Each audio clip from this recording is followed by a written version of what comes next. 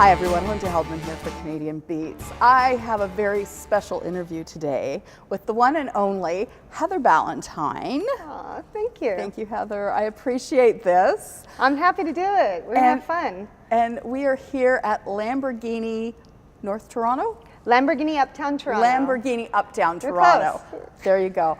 I'm surrounded by beautiful Lamborghinis all around me, and one very beautiful Rolls Royce that I have my eye on. Yeah, who wouldn't like that? Oh, it's beautiful. It's black, silver. No, it's silver and black, and white interior, and it's absolutely gorgeous. I just, you promised me a ride when I saw you in October, It's and the it's middle like, of winter though. we have snow. Like, what's going on? It's not right. Typically I have an all-wheel drive demo, but I recently sold it. So now I only have a rear-wheel drive demo left. Not ideal for winter, but when spring comes, we'll make sure we get you in one. I just have this vision of us top down and driving along and checking out the good-looking men. Oh yeah. No, they'll be checking us out. That's We're right. in a Lambo. That's right. So we're talking Lamborghinis. Yeah. But that's not really why we're here. Right. I have to say, I absolutely love you. We've known each other for, I don't know, like at least 3 years now. Yeah, at least. And you are so entrepreneurial. You are a musical artist, a singer-songwriter. You are a motivational speaker, an actress, and I have to say, top 1% of Lamborghini sales in North America. Not just Toronto, not just Ontario or Canada, but all of North America. Yeah, it's funny how that happened. And my whole life, all I ever did was music and acting. And when I married my Canadian husband and moved to Canada, it was the first time in my life I got a real job. And I really resisted that my entire life. I was like, no, I'm an artist. I don't want a real job. But somehow I, fell into selling Lamborghinis, which is pretty much the best gig ever if you're gonna have a day job. And it ended up being this really amazing career that has allowed me to pursue more entrepreneurial endeavors and my music, television, really whatever I want to do. So it's ended up being a huge blessing. Yeah. Well, every artist starts out and they're looking for people to support them and nurture them and get them to the next level. You've kind of, you did that route. And it didn't go very well for you. I was always working in LA. Like I wasn't a household name. I wasn't Drake or Adele, but I always worked. So compared to my friends who I would see struggling and not being able to pay their rent, I was always touring. My band toured 17 countries. We had an album out through Warner Elektra Atlantic. I was on television as an actress. So I was very lucky because I always worked. But like I said, I wasn't, charting or a household name. So it depends how you look at it when you go, were you successful? I kept waiting for someone to, come along and invest millions in our band. And, because when you're young, you're very naive. And the business was very different back then. It's really changed over the years. It has. But as I grew older and I started to make really good money with the Lamborghini sales, I realized I don't need anybody else to come along. I can do whatever I want, So it's been a very, like I said, a blessing. I resisted it for so long, but once I accepted it and embraced it, it became one of the best things that's ever happened to me. Yeah. Well, it's allowed you to be in control of your music career which instead I love. of so many artists that don't have that freedom because they're tied to a label and they're running by their rules, not their own. Or they're chasing they're trying to fit into this box or that box. And so with what I do, I really just make the music I want to make. I don't worry about, if radio wants to play it, by all means, but I'm not worried if they don't, no offense to anyone. It just becomes a fun creative outlet for me. If I want to do a rockabilly tune or a classic country tune, there's really no rules. It's just about being able to write and make the music you want to make. So it's very liberating. And it's hard because I know through the CMAOs and the CCMAs, when they don't know how to categorize somebody, No. they always put you under the roots category. The roots category. I don't mind that though. I kind of like being the outlaws or the misfits. Like, Yeah. I always have been, and I fit right in with those types, so it doesn't bother me at all. Well, I love seeing you and Lindy Ortega together because Yeah. the two of you are just so individual, Yeah.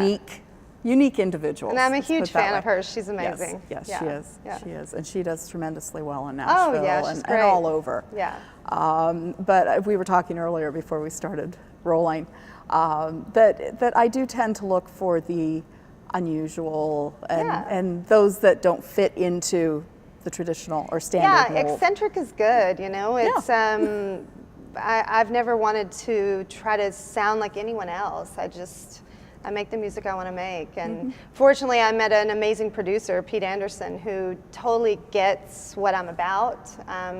He was one of the first producers I ever worked with that didn't try to change my natural vibrato or my big belty theater sound. I mean, he loved it. He was like, yeah, this is you, let's go with it. And it was really refreshing, to have someone support you that way, and someone who's such a legend in the industry. Absolutely, Yeah. absolutely.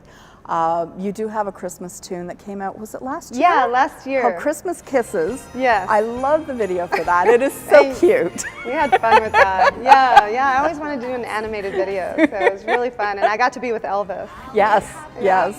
I love that. And actually, I've listened to it a few times already awesome. this Yeah. Christmas.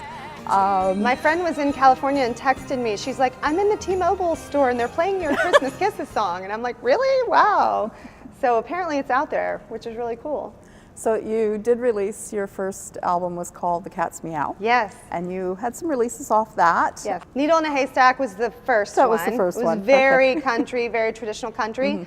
Wouldn't have been my choice, but that's what my management team felt was the safest.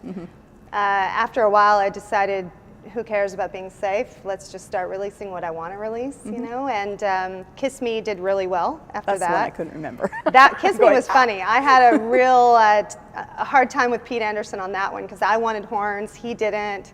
I mean, we really butt heads on that one, but I ended up victorious and got my horns. He let me win, and I love the way he ended up producing it. And then Drama Mama was after that. So yeah, we had those three, and now Rockabilly Rebel. Yes. Yeah. Which has just come out. Yes. It's good. It's Rockabilly Rebel's been really fun because with my new branding, embracing all the crazy aspects of my life, including the Lamborghini sales, we decided to incorporate the Lamborghinis into that music video. So that was really cool. And my YouTube subscribers, that channel has been growing for the last 6 months. I have, I think, now over 11,000 subscribers, and I've never spent $1 on it. So it's all organic, which is pretty awesome. And they really love the video because they get to see the music and the Lamborghinis all, together in one video. So that was really fun to make. Well, that concept, you're taking it one step further. Yeah. Because over the past several months, you shot a pilot for a new series. Yeah, we started one. One of my adventures as an entrepreneur, I always wanted to have my own production company. So fortunately, I have a very good friend and client with Lamborghini who has the same dream. So we teamed up and we started WDH Productions, and my manager, Michael Peters, has always been very good friends with Les Stroud. The viewers may know him as Survivor Man. So I kept bugging Michael, like, hey, get me a pitch meeting with Les. I have this idea for a show, and I have a partner that would fund it. And I'm sure Michael was like, oh my God, whatever. But he finally did. And we were really lucky because Les loved the idea. He pitched it to some more members of his team. They got really excited, and we ended up, we have had several meetings since then, and we did the first preliminary shoot 2 weeks ago. So we're going to be finalizing that pilot in the spring. It's really a reality show focusing on my life as a woman in a very male-dominated industry and the drama I go through on a daily basis. The beautiful, amazing cars and the eccentric clients I deal with. So it's going to be really fun. I'm so excited about it. It's going to be taking a lot of my time, but fortunately we have the amazing expertise of Les Stroud behind it. He's producing, directing, and his team will be ideally selling it as a series to US networks. So it's a really cool thing that's happened, and I'm excited to see where it'll go. It sounds so exciting. Thanks. Yeah, Absolutely. It's fun. Like I appreciate good cars. Yeah. But I don't watch car shows that Sure, much. yeah. But that is one I would watch. Thank you. Well, I think women will like it because most car shows are about classic cars and they're very male dominated. I think it will be interesting to see a woman fronting a show about beautiful exotic cars. I mean, most of the cars I sell range from 300,000 to 4 million. So it's a whole different level. You know, it's something that people don't necessarily get to see on a daily basis on, you know, network television. So we'll be showcasing some of the most beautiful cars.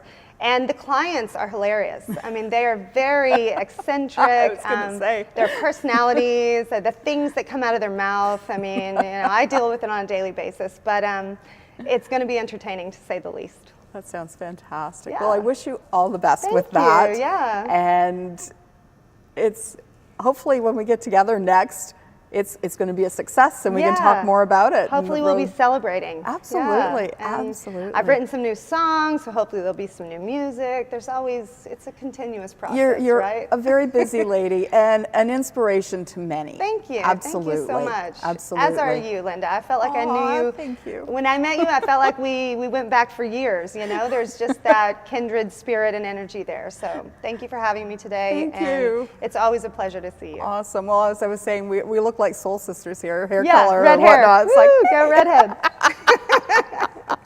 Alrighty.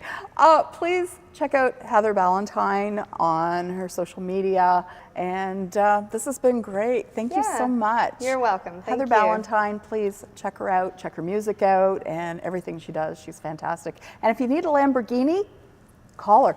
She's your girl. All right. Thank you. Linda Heldman for Canadian Beats. Thank you.